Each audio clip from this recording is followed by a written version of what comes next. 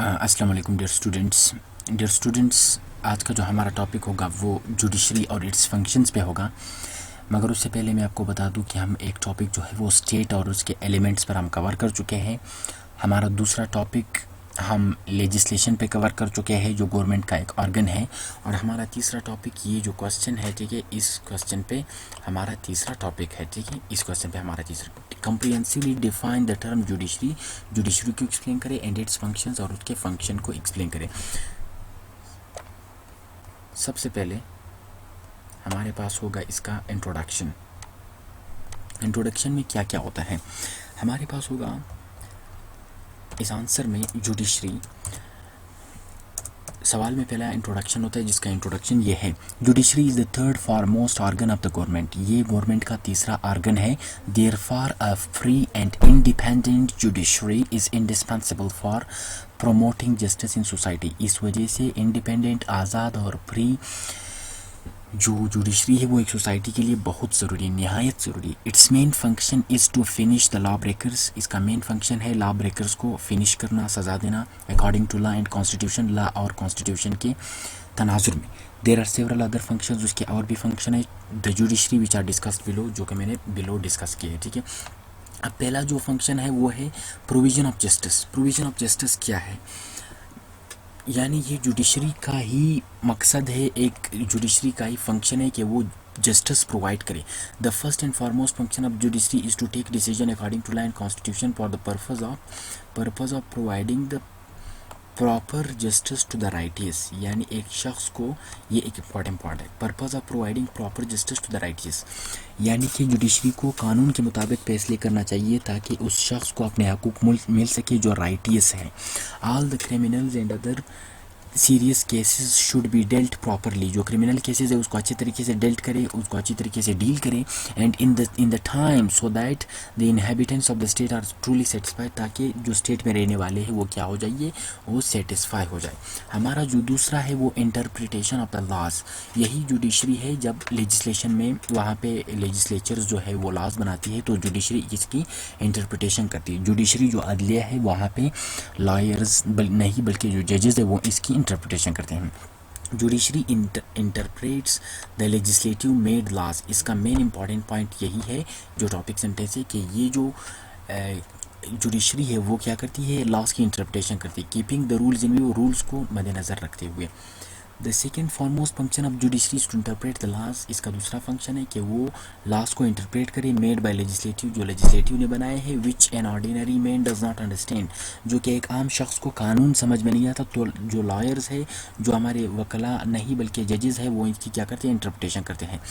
Simply sometimes the जज has to hear a case. कुछ औकात ऐसे होते हैं जब जज को कोई भी केस जो है वो सुनता है, विच सीम्स एम्बिगुअस, जो कि एम्बिगुअस होता है, उसमें एम्बिग्विटी होता है जो हर किसी को समझ नहीं आता है। व्हेन द जज टेक्स डिसीजन, जब जज डिसीजन लेता है, keeping in view rules and regulation, वो रूल्स और रेगुलेशन को क्या करता है, जहन में रखते हुए जब वो फैसला लेता है, along with his experience of judgement, वो क्या करता है, जो इसकी एक्सपीरियंस है और जो रूल्स वगैरह है वो इस एम्बिगुअस केस को सामने रखकर अपना फैसला लेता है। मतलब इस तरह वो कानून का हिस्सा बन जाता है, वो इंटरप्रिटेशन करता है, ठीक है। इंटरप्रिटेशन ऑफ द कॉन्स्टिट्यूशन, एक लॉज होते हैं, एक होता है कॉन्स्टिट्यूशन। ये sometimes in some of the states such as Pakistan, India and America is given powers to the judiciary to interpret the constitution. इनका ये इख्तियार भी होता है कि वो क्या करे, कि वो कॉन्स्टिट्यूशन को इंटरप्रेट करे, ठीक है। वो एक लॉज होते हैं, एक होता है constitution. For the purpose of making federation strong the judiciary is given vast powers. जो फेडरेशन है, ठीक है, उसको अच्छी तरीके से बनाने के लिए आप कहोगे कि फेडरेशन क्या है। फेडरेशन से मुराद जब कई सूबे मिलकर एक वफाक के अंडर काम करते हैं, ठीक है, वो सूबे आज़ाद होते हैं, ठीक है। इस तरह आज़ाद होते हैं कि सॉवरेनिटी तो वफाक के पास है, मगर जो इख्तियारात है वो सूबों के पास है। तो स्ट्रॉन्ग जुडिशरी इसलिए बनाती है ताकि वो फेडरेशन क्या है वो और मजबूत रह सके, ठीक है। आते हैं नंबर 4 की तरफ, protection of the fundamental rights. ये फंडामेंटल जो बुनियादी राइट्स है उसकी प्रोटेक्शन करता है। In democratic state judiciary protects the fundamental rights of the people. ये लोगों की क्या करता है, हकूक़ की परमानरवा होती है, ठीक है, ये जुडिशरी है। Therefore neither executive nor legislature can impose any law regarding the fundamental rights of the public. इस वजह से वो जो लेजिस्लेचर है आपका और जो आपका एग्जीक्यूटिव है वो बुनियादी हकूक़ के खिलाफ कोई भी लॉ जो है पास नहीं कर सकती है। Britain, America, Pakistan and other democratic हैं the judiciary keeps an eye on the protection of the fundamental rights of the citizens. जो आपकी ब्रिटेन है, बरतानिया है, अमेरिका है, पाकिस्तान है और जो दूसरे डेमोक्रेटिक स्टेट्स हैं, वो जुडिशरी जो है उन पे नज़र रखती है, ठीक है। वो क्यों? इस वजह से कि जुडिशरी जो है वो बुनियादी हकूक़ के तहफ़्फ़ुज़ का ज़ामिन है, तो इस वजह से ये जुडिशरी के हाथ में। ये इसका चौथा हो गया। पांचवा, रीहियर्ड अपील्स। जुडिशरी में जो है कई कोर्ट्स होते हैं। अब देखो, अगर आपका केस आता है छोटे कचहरी में आता है, फिर वो सेशन कोर्ट में जाता है, फिर उसके बाद आपका कोर्ट हाई कोर्ट में, फिर आप अपील कर सकते हो, सुप्रीम कोर्ट तक ले जा सकते हैं। Judiciary comprises on courts which are given their ranks. हर कोर्ट्स का अपना रैंक होता है। The higher ranked court in the judiciary can hear the petition of the requested against the small court. ये इसका मेन सेंटेंस है कि जो हायर कोर्ट है वो छोटे के उसके खिलाफ जो है डिसीजन री अपील जो है वो कर सकता है और वो सुन सकता है। जो हायर कोर्ट है, it can rehear and change taken decision. वो रीहेयर भी कर सकता है और चेंज भी कर सकता है। ये भी बड़ा इंपॉर्टेंट पॉइंट है कि चेंज भी कर सकता है, ठीक है, सीइंग टू द डिसीजन को देखते हुए। जुडिशियल रिव्यू क्या है? The judiciary is the protector of law. क्योंकि ये लॉ की प्रोटेक्टर है, तो ये जुडिशियल रिव्यू कर सकती है, वापस कानून पे नज़रसानी कर सकती हैं। And federalism law are pass from parliament. क्योंकि फेडरलिज्म में लॉ पार्लियामेंट पास करती है। In fact for the purpose of providing the fundamental rights to public the judiciary rechecks the laws. इधर देख ले, लोगों को हकूक़ का तहफ़्फ़ुज़ दिलाने के लिए वो क्या करते हैं? जुडिशरी जो है वो लाज क्या करते हैं? लाज की मतलब लाज को रीचेक करते हैं। इफ दीज लाज वर फाउंड इन अपोजिशन, अगर ये लाज जो है मतलब उसकी मुखालिफ हो, तो द फंडामेंटल राइट्स मुखालिफ हो, they clear that null and void, वो उसको कालादम करार देती है। Thus judiciary can have the judicial review. Judiciary के पास क्या होता है? जुडिशियल रिव्यू भी होती है। और ये उसको एक बात और सुन ली, they clear that null and void. Null and void का मतलब ये है कि उसको कालादम करा देती है, इसका मेन पॉइंट है। Supervision of the lower courts, ये जो छोटे कोर्ट्स है उनकी रहनुमाई भी करती है, उनकी सुपरविजन भी करती है, ठीक है। जो बड़े कोर्ट्स है, छोटे कोर्ट्स की उन क्या करते हैं? रहनुमाई करते हैं। There are several courts in the department of the judiciary, मतलब मुख्तलिफ कोर्ट्स होते हैं। The courts of the judgement sitting in the court may give a wrong decision. इंसान है, उससे गलती हो सकती है। Or nepotism and favouritism may compel them in doing the wrong decision.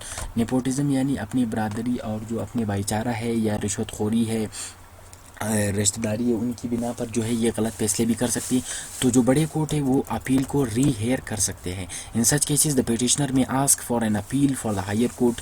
इस तरह केसेस में जो पिटिशनर है, जिन्होंने दरख्वास्त जमा की है, वो हायर कोर्ट से अपील करती है। General Pakistan high court supervises the district and other courts, वाले supreme court supervise high courts.